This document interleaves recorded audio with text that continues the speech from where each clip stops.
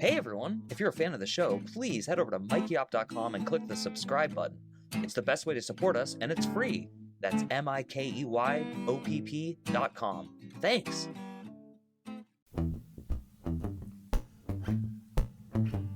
Hi, I'm Mike Oppenheim, and you are listening to Coffin Talk, Interviews with the Living, a weekly podcast that explores how our views on death affect the way we live our life. This week, coming to us from Boulder, Colorado, is Marc Azoulay. He's a psychotherapist with a private practice, and he's also the past president of the Four Corners Group Psychotherapy Society. He helps clients that have a harmful relationship with their inherent aggression or who are stuck in the pain of their repetition compulsions. There's a lot more to his methods and what he's doing, but I'm going to let him talk about them instead of me reading a blurb. So without further delay, Marc, how are you? I'm doing pretty good. Happy to be on the show. Awesome. Yeah, likewise. We're excited to have you. And as I mentioned previously, we do have three standard quick questions we always ask at the beginning of the interview, which is how old are you? Where did you grow up? And what generation, if any, do you think you belong to? Okay. I am 32 years old. I grew up in a small rural town in Maryland called Dayton, and I identify as a millennial. Awesome. Very simple. Cool. Actually, I'm a little curious about the small town Maryland thing. When you say small town, did you really grow up with everyone knew everyone, that kind of thing, or were you outside DC and sort of in a suburb of a big huge city? Oh no, it was a rural town. I mean, growing up, my town didn't have a school, so I had to take a 45-minute bus ride to get to the closest school. We had to drive about a half an hour to the grocery store. We didn't have a stoplight. We just had a four-way stop sign, and our town consisted of a bar, a gas station, and a post office box. We didn't even have our own post office. We were like a subsidy of the other town over. So it was pretty small and pretty rural. There were neighborhoods, but there wasn't too much community. It was kind of more just kind of separate houses, a lot of farms and homesteads and things like that, a lot of space between people. That's incredible. I'm totally floored because I went to college in Pittsburgh, Pennsylvania, so I drove through Maryland a lot. So now I'm picturing the part you're in. I have to ask you because you have psychiatry degrees and all that. How much do you think that affected you both positively and negatively? What's that? Because that's not a common experience anymore. Right, and it's not available now. That same town, Dayton, is now been paved over with kind of McMansions, and a lot of the farmers, sold their land to developers, which is not their fault. It's understandable. It's a hard bargain to say no to, but now it's becoming a suburb. So for me, I mean, I think positive and negative. There's a lot there. I think from the positive side, it gave me a real appreciation of nature. My family, we own a restaurant and we have a big garden in the backyard. So spent a lot of my time growing up, harvesting vegetables, learning how to cook. We were kind of doing farm to table before that was a thing, just kind of from our backyard to the restaurant kind of thing. And that gave me real appreciation for nature and a real appreciation for quietness and a slower pace of life. Whereas the negative is when I was growing up, I was overweight. I was, a Jewish kid. I was nerdy. So I didn't have a lot of friends that were interested in the same things that I were. So I turned a lot to the internet to learn about culture and to connect with people, which, I mean, good that it was out there, but I did have a fairly lonely childhood because most people were, athletes or military people or, farmers, which was a little bit of a different population than what I was interested as I was growing up. Wow, that's so interesting. I was also an overweight Jewish kid, although I was in a normal small town. But that's a pretty interesting commonality. And actually, I am curious about. So were your parents there because they just wanted respite and to be away from the world, or? Yeah, so they're both dentists. They ended up working about 45 minutes away in a suburb of DC, Laurel, Maryland. But they wanted some peace. I think at the time, the housing was a lot cheaper out there. They wanted a little bit more room and they wanted a larger home. So I think that was a big influence. And the school system was pretty good in the town over, not in the town that I grew up, but in the neighboring town. So I think that was some of the decisions around moving. That's awesome. So what landed you in Boulder, Colorado? Yeah, so I went out here for graduate school. I went to Naropa University, which is a Buddhist university. It's one of I think there's only 2 or maybe 3 now in the country. And there's a longer story what attracted me with that. But essentially, I'm sober. I'm in recovery from drugs. And mindfulness and Buddhism was a huge part of that. So kind of going to this Buddhist university was the next step of me trying to get clean and also trying to really deepen my interest in that area. So Boulder has one of those. That's awesome, and I love the way you talk. I like honest people, especially in today's day and age. So you're the perfect guest for the show. And so I don't feel awkward asking the following question, which my intuition has told me to ask you. What drugs were you having issues with? I'm just curious. Yeah, and you can ask anything for the record. So the most extreme drug is I did do heroin for about a year and a half. I smoked it, never shot it up, but I did overdose, which would be something to talk about because I did have a near-death experience there. Oh, we're definitely going to talk about that. But the main thing is marijuana was probably the most common one. I mean, I smoked weed from I don't know, like teenage years all the way through mid 20s daily, a lot every day, and also dabbled a lot with psychedelics too, which I don't know if that's as addicting. I don't use them at all, but it was those are a little bit different, which I'm sure you've heard people talk about psychedelics on your podcast before. But I'd say the most dangerous heroin, and then marijuana most consistently. Yeah, that was kind of why I asked because I'm a proponent of psychonaut like exploration with psychedelics. I've done my fair share, and I also smoke marijuana, but I'm not what I would classify myself as an addict of any of them. But I do kind of always wonder. And then when I meet someone who's intellectual, professional, and like has a solid career, and then is either recovering or dealing with, or had use like I do, I'm just always curious about that because I think our society completely downplays, if not ignores, all these kinds of people, and I think it's both tragic and it's also causing some steep consequences as far as like legislation, punishment, the guilt, and all that. So before we get into your near death, which I'm dying to hear about, would you care to comment on any of that? Like, do you have a new approach for how you think we should talk about drugs in America? Should we be calling marijuana, acid, and heroin drugs, or should we be calling them marijuana, acid, and heroin? Things like that. Yeah, that's a fantastic question. I think we need an individualized approach for every substance. I think they are very, very different in the way that they're used. And I think more education, I'm always on the fan of, you know, deregulation, right? I don't like government regulating commerce in many ways, but pro education of allowing people to make their own educated decisions about these different things and not classifying them all as the same. I can say for me, right, smoking weed made me just really demotivated. I used it as a way to avoid life responsibilities and to kind of keep myself small. That's not the case for most people or all people, right? Some people are able to use it medicinally or use it to reduce anxiety or help with cluster headaches and migraines. Like there are uses for it. But I think it can also be very insidious, where for me it was a daily habit and I wasn't able to turn it off. So it became addiction on my end. Psychedelics is another thing where I would not be the psychotherapist I was today, or just have the values or be interested in spirituality or Buddhism if I didn't experiment with those. They really did help broaden my experience and open my mind and give me a different sense of the world and really challenge my assumptions. But there's this ongoing thing. I'd be curious your thoughts on this. This ongoing conversation now. I'm reading the book Stealing Fire. I'm not sure if you've heard of it. It came out recently around ecstatic experience, where they talk about using things like psychedelics, technology, or group experience to short circuit spiritual process and bring out being these ideas of ecstasy or community or bonding, merging, transcendental states. He says that if you can short circuit it with technology, that's more effective. It's really challenged the way that I thought, because through Buddhism you get to some of the same states, but it's really long and really boring and takes a lot of discipline. And I've come to value that discipline and that boring path. I don't know about short circuiting to the end. So all that to say, it's a current kind of in process thought that I'm having of what is the value of a long and arduous path versus a glimpse of the other side, knowing that I'm biased because I did have a glimpse of the other side through my experiments with LSD and mushrooms and things like that. Yeah, I'll answer quickly, and then I do want to hear about your near-death experience. And so I'll just say that I am a lifelong transcendental meditator. My parents taught me when I was like 12 or some ridiculously young age, and so the hard work to get those experiences to me is easily short-circuited by like a quick toke of a pipe with some weed in it.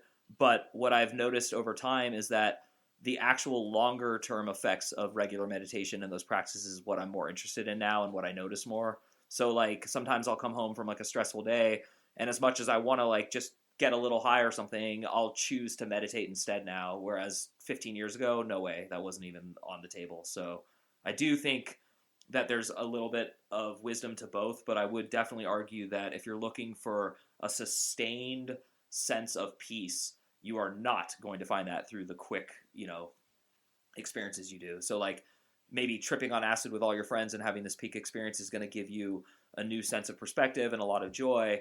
But that joy is going to recede if you don't keep that perspective. So that's as much as I'm willing to say on it, not for fear of being judged, but just that's my experiences. But I really try to concentrate on my guests on this podcast because I'm so interested, and I can already tell I'm going to have 35 million follow-up questions. So before we get into what do you think happens when you die, because that's what you think, let's just hear what your experience was when you had a near-death experience. What actually happened to you? Yeah. So the experience there is that I overdosed my sophomore year of college. It's hard to say with drugs, if it was suicide or an accident. I know I was in a bad place. I wanted to not feel anything. I wanted to just turn the lights off for a while. And for me, opiates did that. It kind of felt like a warm hug in a way. There's a comfort to the numbness that now I don't want to go back into, but there was something where it was just like shut everything down, turn off my mind, and I took way too much. And I don't remember too much of it. I'm trying to be as accurate as possible because I was sedated, but I do remember feeling a floating out of my body. I do remember kind of hearing sounds as if almost I was in like a fishbowl or something. My girlfriend at the time, she was the RA, so she actually had access to Narcan, which was incredible because she truly saved my life. Wow. Yeah, so she was there and she was able to Narcan me. And there's a jump in time in my experience, and I just woke up in the hospital because they go there and they kind of flush your system out and do all that. And I gotta say, I don't know, I didn't have like the white tunnel moment or any of that stuff, but it did really change my life afterwards, where I had some of the, I guess maybe stereotypical, but I think it was real for me, of appreciating life, being interested in life, being in a place where I want to choose life. There wasn't a sense of like, oh my God, I didn't make it, or this was the right thing to do. I was scared. I mean, I was scared shitless for the most part, but it did inspire me to, I think, take things a lot less seriously.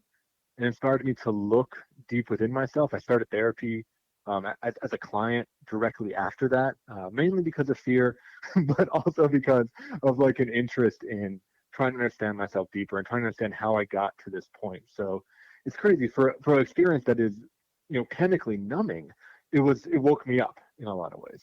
Yeah, that's incredible. And actually, it's a total weird coincidence, but I was forwarded an article this morning on neuroscience studies on near-death experiences, and they've actually now expanded like the definition and the rules for how to diagnose one. And like universities like Harvard, Baylor, UC Riverside, like so major universities that are well respected, have adopted this like board of convention of rules. And one of the things they talk about is that the reason they're not consistent with hallucinations is that they're too similar and they have like very specific things. And one of them is a separation from the body, vast sense of consciousness.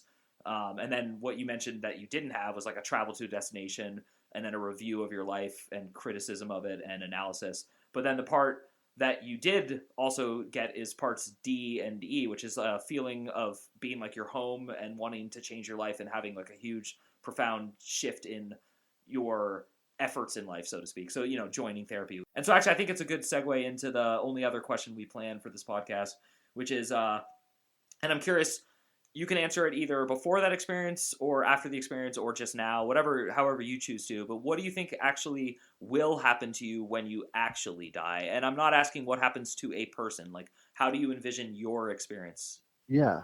So I want to answer that. I want to share another quick story about something that informed my answer, but I do have an answer for you. So I worked in hospice for a couple of years post graduation. It was one of my first jobs in the agency, right? In the field rather. And at the same time, I was really deep into Buddhism. I was studying the Tibetan Book of the Dead, and they have this idea where, in the Buddhist thought, you probably know this, but your listeners might not, that in that final moment of death, all of your karma, and what they mean by karma is they mean all the baggage, your emotional baggage, just gets dumped into your brain. And if it's not dealt with, it all has to get dealt with in that final moment. And this story gives me goosebumps every time I think of it because I saw that happen. I saw that happen with people that were dying. And at the time I was doing 11th hour work, which essentially is you're there when they're dying, when they're actively, the moment is happening. And I was there as a companion, mainly for family members because the patient is not very responsive at the time. But I'm there with the family members, holding, the kid's hands or something like that. And what I saw is crazy. Because we were working in rural hospice, we would go into people's homes. Some of them could not afford um, morphine, right, or any kind of painkiller. So I saw a more clear depiction of death, which was in that final moment, the stuff came out of them. They would scream, they'd be so angry. There's anger that was unresolved. It would just blast out. They would start crying about regrets or about guilt. Some would fall into shame. Some would be in joy and bliss. And those are truly like, if I've had any religious experiences, those are those experiences of seeing that really graceful divine death. And then the craziest part is that it would just stop. Like at some point, it would just stop because they would die. And it would stop very abruptly. And that freaked me out because I don't know how I feel about supernatural. I'm still trying to, I'm curious. I'm trying to figure that out. But if there's anything as a ghost, it's that. It's the leftover energy that gets stuck in the room because it never got completed for some of these people. Right? They'd be ranting and raving and screaming, and then it would just stop and they would die. And you would feel in the room of like there's something unresolved there. So all that to say, that's what I think happens when I'm going to die is that I do hope, if possible, to do it without morphine. I'm not sure how I'll feel in the moment, but I'd like to do it as open-eyed as possible. I would like to be able to use my meditation practice as a way to try and stay conscious during that moment and try to work, throughout my life through meditation, through therapy, through conversations like this, quite frankly. I mean, anything where I can be open, authentic, honest, resolve my past karma, resolve all these open threads so that when I do die, that doesn't get dumped into my brain and I'm able to be there peacefully. Now, from a spiritual perspective, does that mean I get enlightened? I don't know. Does it mean I get reincarnated? I don't know. Like, I don't really know what the next step is, but I do know or seem to know, and I've experienced this like dumping unfinished business process. Wow, that was a great answer. It sort of reminded me of the opposite of what Aldous Huxley chose to do, which was to take LSD on his deathbed, which his like final quote I think was, "This is the most serene, most beautiful death," or something. It's crazy, like, but I think his take was actually the same as yours. I think it's just coming from the opposite end, and that's actually something I think people should really consider. I also used to volunteer in hospice, and I wasn't doing a lot of 11th hour, but like get your affairs in order, apologize to people, say I love you, I forgive you, like things like that. Because I definitely noticed that was the only thing I could see, even in before what you describe as the 11th hour, just the like contemplative end of life, those nagging feelings of like, oh shoot, I didn't need to hold that grudge or whatever. And so I'm curious, because you said like karma, you use that word that is not a trigger word. It doesn't really trigger like a negative reaction from most people, but it's certainly a buzzword at this point in our culture. How do you define karma the way you used it? Yeah, that's a great question. So I kind of fall back on the Buddhist form. Well, let me take a step back. I think the Western definition of karma is this idea that good things happen to good people and bad things happen to bad people. And it's a kind of what goes around comes around type of thing, which is not karma from what the Buddhists say. That's actually a very kind of Judeo-Christian thing of like, if you're a sinner, you get punished. It's kind of taking an Eastern idea and then flushing it through the Western perspective. If you look at the Buddhist, right? If you look at the Buddhist perspective, it really the most kind of closest thing that we can get to is cause and effect, right? It literally means like if you do stuff, they have consequences. And these consequences then build up in your psyche. And they are things that you have to work on to resolve if you want to have a clear consciousness or a clear ego. Because again, a lot of Buddhism, especially early Buddhism, is about preparing for death. That's literally the whole goal of it, is to be ready for that moment when you die. And by releasing your karma, you're going to be in a more clear place to travel the doors of the dead, or is kind of what they talk about. So the idea that I see it as, and well, yeah, the idea I see it as, it is that unfinished business, but it's also living a life in line with your values. This idea of not having any regrets or of honor. It's a word that I use a lot in my practice and in my life, of trying to live honorably, trying to live ethically, trying to treat people how I want to be treated. I mean, all these things that don't create that kind of mental sickness. And as being somebody who was an addict, I used to live with a lot of that, a lot of shame, guilt, regrets, fear, anxiety. Like it would really pollute my mind. That's why Buddhism really appealed to me, because I felt that in real time. And as I've done a lot of work, I've been sober for about a decade. As I've done a lot of this work and cleared out my karma, I literally see clear. I have more awareness, and I'm not perfect. There's still stuff obviously that I'm working on, but I feel like I can connect more with the moment. I connect more with individuals, with my girlfriend. I can connect more with nature. I'm just clearer because I don't have these shaming, anxiety thoughts in the same way that I lived with for a lot of my life. And I believe if I can kind of keep doing that, then I'll be prepared for death in a way. That's awesome. So you're kind of like building towards a question I was planning on asking later in the interview, but I the word addiction also kind of coincidentally is a buzzword at this point. Like I'm addicted to food. That's a weird statement because food is something you're required to eat versus I'm addicted to heroin. Okay, I can see the use there. Some people, we call them highly functioning addicts. And so I'm curious your subscription, what your belief is for the word addiction, and then B, do you think all addictions are inherently unhealthy? Do you think some are okay and passable? Like, how do you talk about this? Being someone who's 10 years completely addiction free. Yeah, for sure. So what I like to use is what's actually in my bio that you read earlier, which is the idea of a repetition compulsion, which is a psychoanalytic word for addiction. So it essentially means something that you repeat that feels compulsive, right? Something that feels out of control, something that feels automatic. To go a little level deeper from psychoanalysis, it's something that is controlled by an unconscious drive rather than a conscious drive. So the most common experience actually was for me, that's probably relatable to most listeners, is cigarettes. So I was also a nicotine addict. And towards the end, when I was trying to quit, there would be times where I would be almost like a zombie. I'd be driven to the gas station. I would go buy the cigarettes, unwrap it, buy a new lighter if I needed to, take out the little foil, smoke. Like there's so many steps where I could have stopped, but I couldn't stop. And there was a voice in my head that's like, no, no, no, don't do it. This is not good for you, right? Like there's this like resistance, but it's just happening. It's compulsive. And I'm not in control of my life in that moment. So cigarettes, I think, are very relatable. For me, that was definitely true with other drugs. I think for some people, you mentioned food, it can be that where they find themselves eating or snacking when like they really don't want to, but there's an unconscious thing that is taking control. And that can extend out not just around substances, but it can extend out around relationship behavior. Some people have we call it an anger addiction or an anger compulsion where they just like blow up and they're out of control. Some people are very sensitive and will end up crying or grieving. Some people end up, dating the same toxic people over and over again. So it can really be anything, but it's anything where your unconscious takes the wheel and you get hijacked by past trauma, by unconscious beliefs. Extend the Buddhist thing by karma, by these kind of unfinished businesses.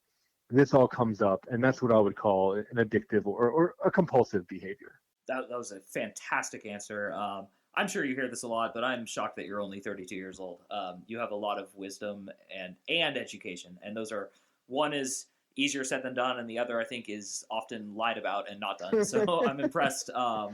Thank you. Do you feel in America, in a culture where we have happy hour and we're supposed to like look forward to these retreats into like substances, do you feel ever like alienated or like you're not fitting in, or do you just feel kind of what you said earlier, like, no, I'm just peaceful, I feel great? I certainly used to. I mean, call it early and mid sobriety. That was a real struggle for me, I'm not going to lie, especially around dating. It was very hard for me to meet women and to go on dates in places that were alcohol and substance focused. And for a lot of young people, sex, quite frankly, is gated by substances. People often, drink to loosen up, right? Or smoke to loosen up or something. So I was not getting very laid in my early to mid 20s. Because those environments were not very comfortable for me. There, in some ways, they were somewhat dangerous for me. The woman I've been dating now is now sober, and it's fantastic. But I definitely felt on the outside until I really, through the work of a lot of therapy and conversations and friends and mentors, decided to take responsibility for my life. And now I'm very social, but I find that I plan a lot of things. I host a lot of dinners. I'm into board games. I'm still a nerd. I play Dungeons and Dragons, so I host people and bring them into my world which they end up enjoying. And they can, of course, bring alcohol and stuff. I don't really mind that at this point. I'm not triggered. But instead of going out into the culture, I try to bring people into my world and give people different experiences. Also, living in Colorado has been very helpful because the outdoor community is also fairly sober, because if you're going to do extreme outdoor sports like I do, you don't want to be messed up or hungover to do them. So there's a little nice overlap there. And I found a lot of solace in hiking and backpacking.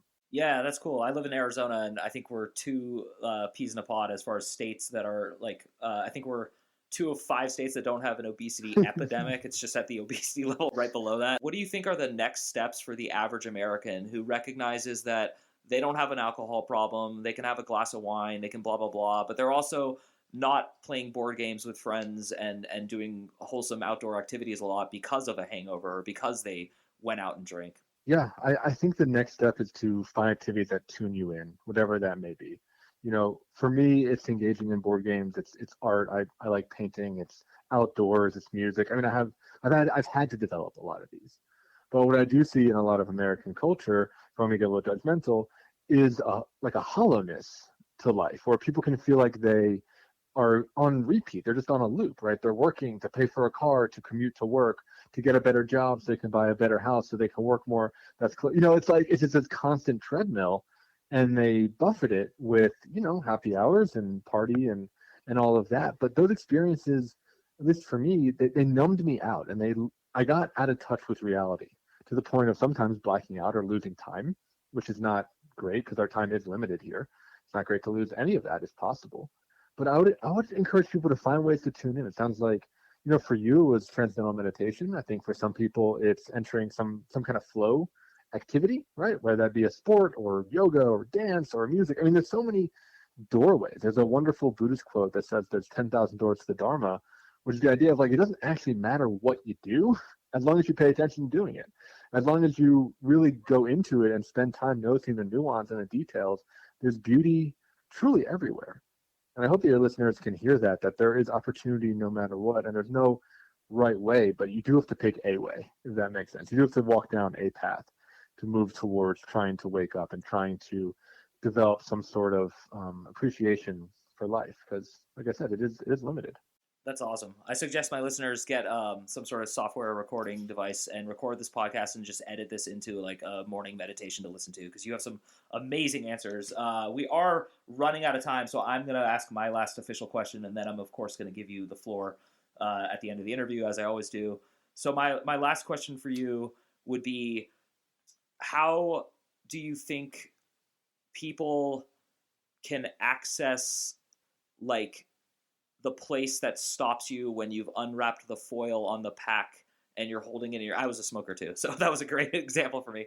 Like, what is your best advice for, like, when you're on step 7 of the 9 steps required to fulfill your addiction and it's not too late? Like, what advice do you have for that specific moment? That's hard, because at that point it sometimes feels so automatic that my gut reaction would be at that point, just have grace. Like, just try to be mindful of the cigarette. Try to, like, if you're going to smoke it, at least smoke it with your eyes open, right? Notice how it tastes. Notice what you like about it. Notice what you don't like about it. Notice the lung burn. Notice how it, scorches your lips, how it stains your teeth. Really be aware of your energy afterwards. I know after smoking a cigarette, I always had to, like, sit down and breathe, it would, like, take the wind out of me. I think being aware of the whole package, because for a lot of drugs, if we're kind of going down that route, the anticipation and the build up and the ritual and the initial hit is the best, but then there's often this, like, hangover period that sucks. It leads to craving and addiction and desire and emptiness and cravings that eventually lead to another, hit, and the cycle keeps going. So I would encourage people, if it feels like it's unstoppable, to just tune into what the long-term effects are and how it really makes them feel, not just connecting to the desire and the craving. Okay, so I totally lied, because your question sparked a second question that I have to ask because it's very related.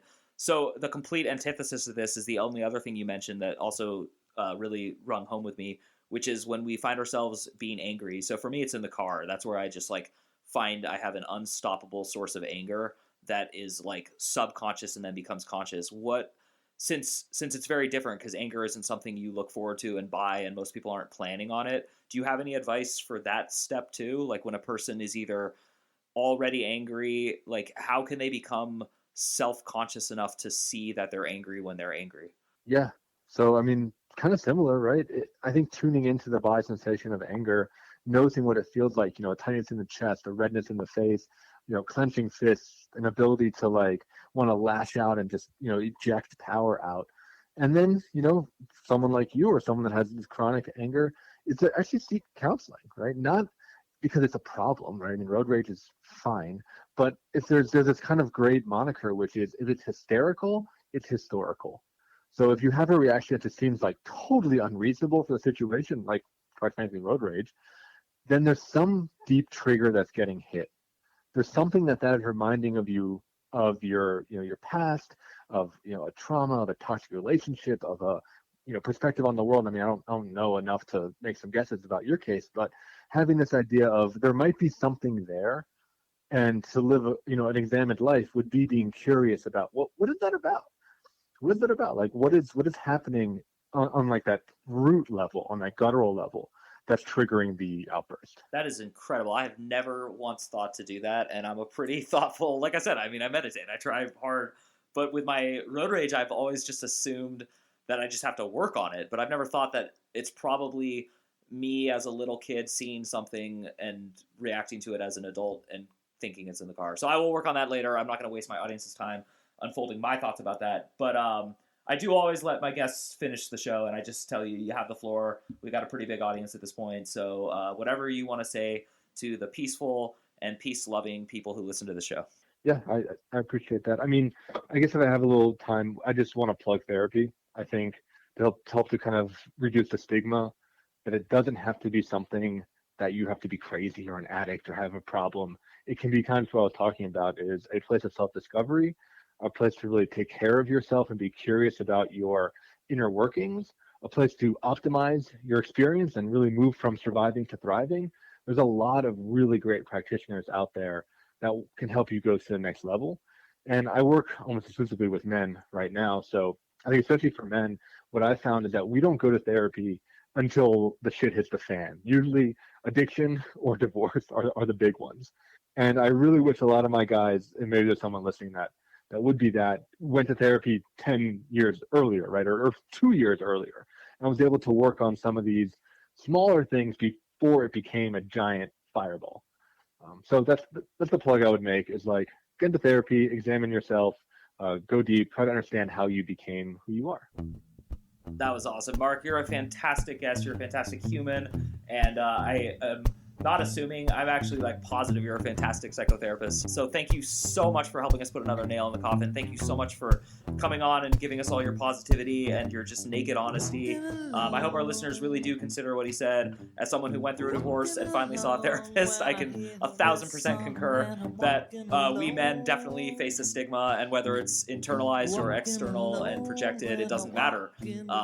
There's nothing wrong with getting help. There's everything wrong with not getting help. So with that said, thank you again, Marc, and there will be notes in the bio to contact him if you want to look into his life. And for everyone listening at home, just thank you as always. Please subscribe and head over to mikeyop.com and subscribe to the essay that we attached to this. And hopefully we will see you soon. Walking along when I hear this song, and I walk into you.